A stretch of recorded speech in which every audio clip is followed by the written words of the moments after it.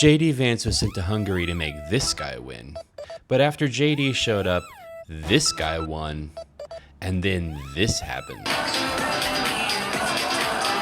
A pattern seems to be emerging. When JD Vance shows up, things don't always go to plan. It's time for Breaking Absurdity, your daily reminder that this is not normal. Brought to you by It's Not Satire. Subscribe today to catch every ridiculous moment. It starts in Hungary. JD Vance is sent overseas to support one of Donald Trump's closest allies, Viktor Orbán. High stakes, international stage, and at first everything looks fairly routine. Until this moment. A reporter asks a straightforward question, and JD Vance checks his phone. And I don't, unless I have a text message from Steve. Because Donald Trump has just posted something mid-event. Wouldn't you like to know the subject of this message? But no, I need to read it first before I talk about it.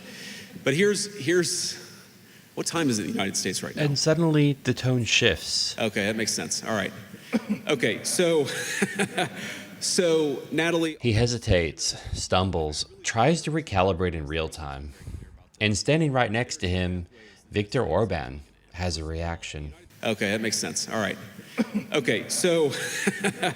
So, Natalie... And then there's this, a planned live call with Donald Trump. A special guest that asks that I give him a phone call, and we'll see... Let's hope he actually answers. So this is going to be very embarrassing. All right.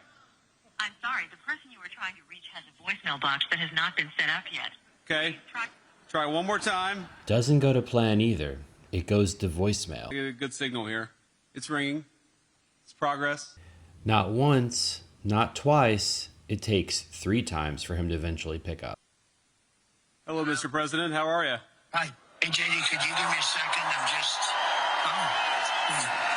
And asks for a minute. Mid-event.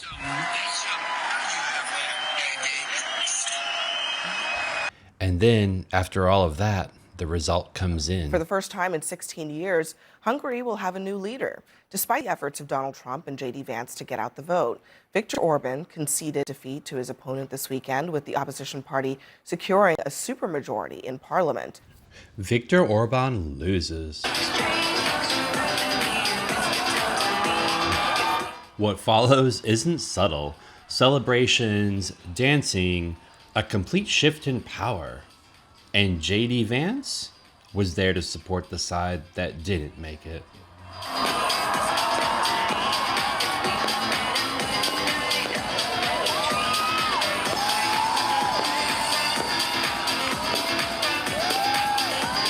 JD Vance is sent to help negotiate with Iran, a high-risk diplomatic moment alongside figures like Jared Kushner and Steve Witkoff. The goal? De-escalation. A deal? Resolution. We have been at it now for 21 hours. The bad news is that we have not reached an agreement. We go back to the United States having not come to an agreement, and they have chosen not to accept our terms. Questions? Instead, the negotiations collapse. No deal, no breakthrough, no resolution. Just another moment where the outcome doesn't match the objective. Then comes a domestic stage, Turning Point USA event, JD Vance speaking.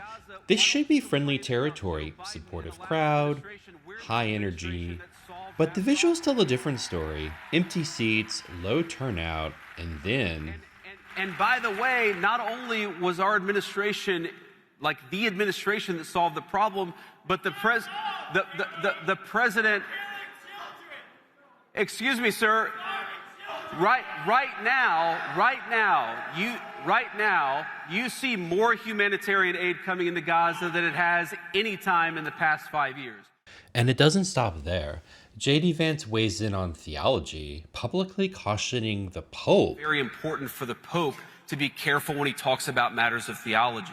And I think that one of these issues here is that there has been, again, hey, random dude screaming, I told you I'd respond to your point. I just want to respond to this question first. Which doesn't land well, triggering backlash across religious communities.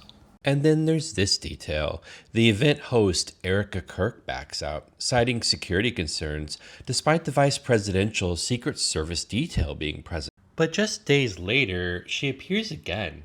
Same organization, full energy, Introducing Donald Trump, no security issue, no hesitation. Please welcome Turning Point USA CEO and Chair, Erika Kirk.